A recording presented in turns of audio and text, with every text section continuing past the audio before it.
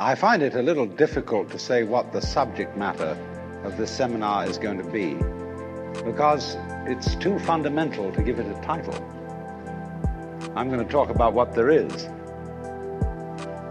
Now, the first thing, though, that we have to do is to get our perspectives with some background about the basic ideas which, as Westerners living today in the United States, influence our everyday common sense, our fundamental notions about what life is about.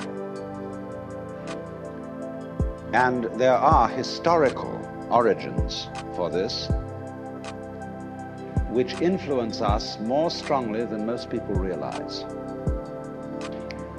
Ideas of the world which are built into the very nature of the language we use and of our ideas of logic and of what makes sense altogether.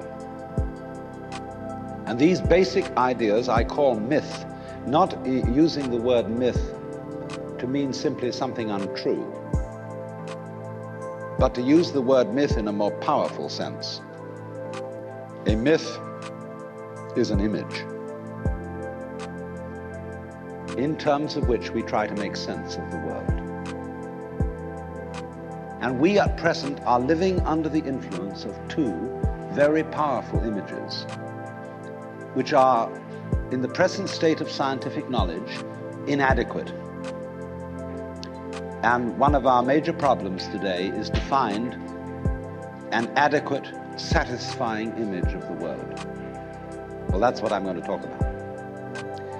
And I'm going to go further than that, not only what image of the world to have, but how we can get our sensations and our feelings in accordance with the most sensible image of the world that we can manage to conceive. All right, now, the two images which we have been working under for 2,000 years and maybe more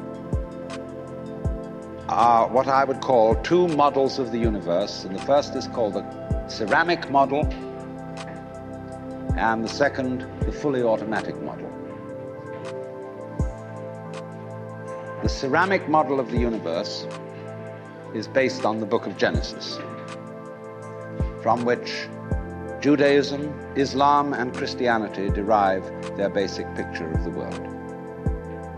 And the image of the world in the book of Genesis is that the world is an artifact.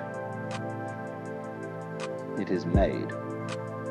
As a potter takes clay and forms pots out of it, or as a carpenter takes wood and makes tables and chairs out of it. Don't forget, Jesus is the son of a carpenter, and also the Son of God.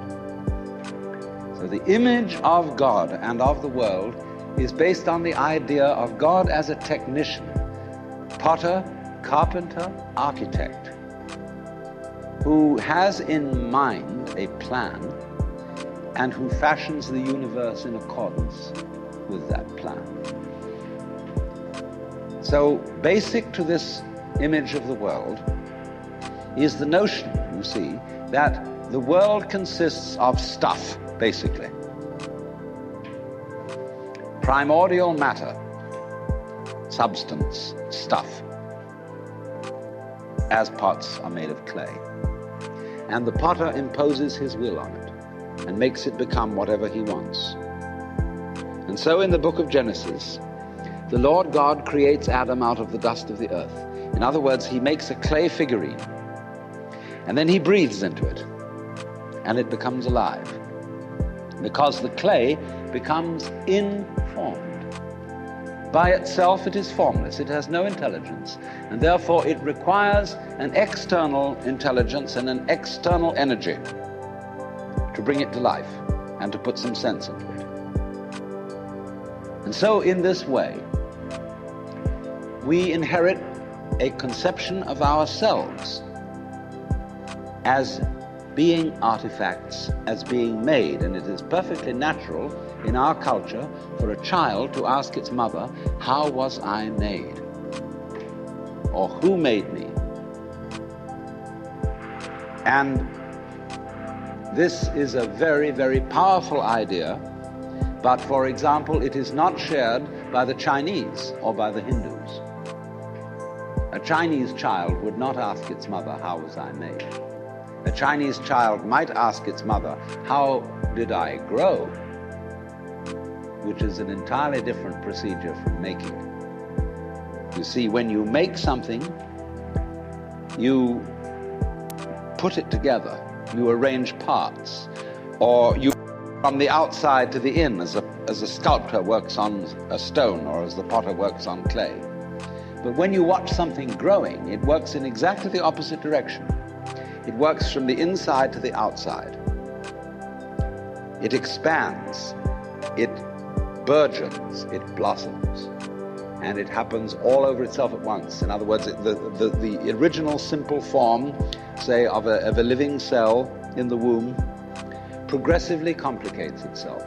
And that's the growing process, and it's quite different from the making process. And so there is, for that reason, a fundamental difference between the made and the maker.